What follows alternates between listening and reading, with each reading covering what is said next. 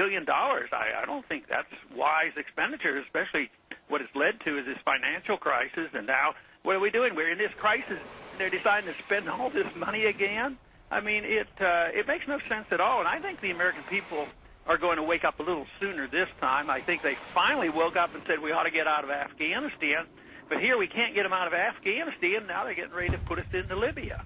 Now, you had argued not too long ago, Congressman, that it's a slippery slope when you decide how and why you get into a country or a conflict. And in this case, to rescue people from just a brutal ruler, you got to do that for all the people in the region who might be feeling similarly, shunned.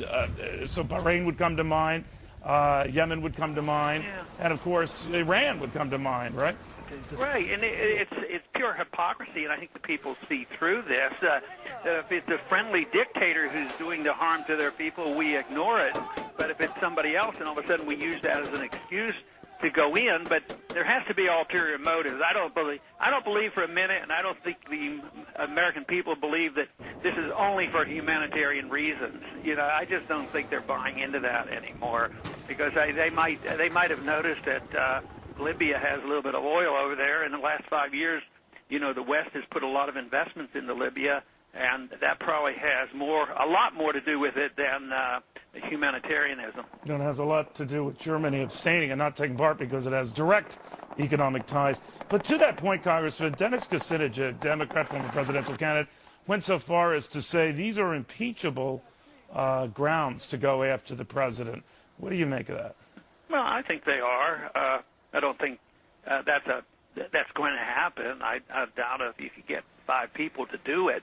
But no, I think so many of our presidents ever since World War II have done things they shouldn't have done, and technically they're impeachable because they're unconstitutional.